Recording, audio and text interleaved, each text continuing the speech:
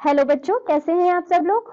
आशा करती हूँ आप लोग बिल्कुल ठीक होंगे और मैं भी बिल्कुल ठीक हूँ। मैं हूँ आपकी हिंदी व्याकरण की अध्यापिका। मेरा नाम है सोनम खान। आज पढ़ेंगे हम पाठ नंबर 30 जिसका नाम है प्रतिवेदन लेखन यानी रिपोर्ट राइटिंग। तो आइए बच्चों पढ़ना शुरू करते हैं। रिपोर्ट को हिंदी में प्रतिवेदन कहते हैं। प्रतिवेदन के माध्यम से सूचनाओं का आदान प्रदान किया जाता है। प्रतिवेदन बनाने के लिए आप निम्नलिखित आवश्यक बातों का ध्यान रखें। जैसे आप जो वाक्य लिख रहे हैं वे छोटे व स्पष्ट हों। भाषा औपचारिक की जगह आम बोलचाल रखने का प्रयास करें। ऐसे शब्दों के प्रयोग से बचें जो अनावश्यक हों। प्रतिवेदन लिखते समय ध्यान रखें कि अशुद्धियां ना हो। प्रतिवेदन में सभी आवश्यक जानकारियों का समावेश करें। जानकारी स्पष्ट और सत्य हो। घटना का सही समय और दिनांक लिखिए। घटना का स्थान लिखिए। घटना कैसे और क्यों हुई, इसमें किसकी गलती थी और किसे नुकसान पहुंचा। तो चलिए बच्चों एक प्रतिवेदन पढ़ते हैं हम। दिन दहाड़े पैसे की लूट से संबंधित कोई प्रतिवेदन लिखिए। शुक्रवार 22/11/2022 की शाम 7:30 बजे मैं दिल्ली के लक्ष्मी नगर में स्थित स्टेट बैंक ऑफ इंडिया शाखा की एटीएम से कुछ रुपए निकालने पहुंचा। सर्दी ने अपना रंग दिखाना शुरू कर दिया था, इसलिए 7:30 बजे ही काफी अंधेरा सा प्रतीत होने लगा। एटीएम मशीन की सुरक्षा व्यवस्था को लेकर मन में मुझे पहले से ही दुविधा थी, क्योंकि एटीएम के पास ना गार्ड तैनात था, ना ही वहां कैमरे की व्यवस्था थी। मेरा अंदाजा सही निकला।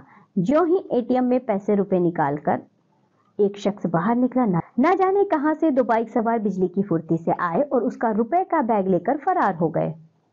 शायद उन्हें इस बात का पहले से पता था कि वह शख्स इस एटीएम से इतनी बड़ी धनराशि लेकर निकलने वाला है।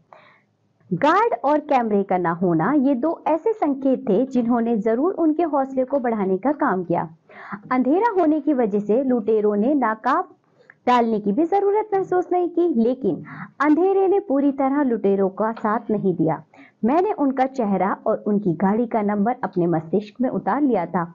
गार्ड और कैमरे के अभाव में उस लूट का इकलौता गवाह मैं ही था, इसलिए जिस व्यक्ति के साथ लूट की घटना हुई थी उसकी इकलौती उम्मीद भी मैं ही था।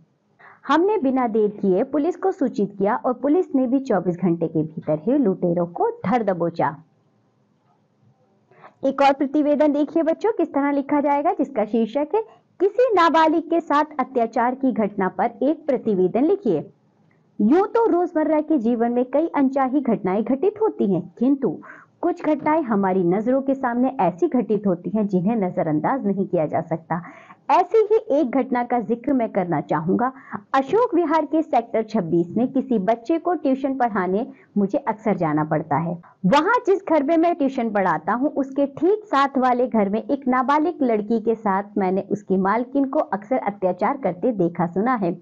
घटना दिनांक 23/11/2022 की है, जिस दिन मेरे हिसाब से मालकिन ने हद कर दी। सिर्फ सब्जी में जरा सी नमक तेज होने की बात से खफा होकर मालकिन ने उस मासूम बच्ची के हाथ जला दिए और उसे घर में बंद कर अपने रिश्तेदारों के यहाँ चली गई।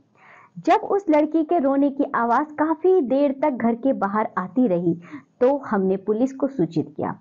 पुलिस ने उस बच्ची को घर से आजाद कराया। जब बच्ची ने अपनी आप बीती सुनाई तो हम सभी दंग रह गए। न जाने उसकी मालकिन ने उसके साथ कितने अत्याचार किए थे। हमें तो यकीन ही नहीं हो रहा था कि एक इंसान भी दूसरे इंसान के साथ जानवरों से भी बदतर व्यवहार कर सकता है। पुलिस ने मालकिन को हिरासत में ले लिया। इसी के साथ बच्चों ये पाठ होता है यहाँ समाप्त। आज हमने देखा प्रतिवेदन किस तरह लिखे जाते हैं। प्रतिवेदन लिखने के लिए कुछ नियम होते हैं और 2 प्रतिवेदनों के हमने उदाहरण भी पढ़े। इसी तरह आप भी किसी न किसी घटना का प्रतिवेदन अवश्य लिखिएगा। अब हम मिलेंगे आपसे अगली कक्षा में, तब तक के लिए बाय बच्चों।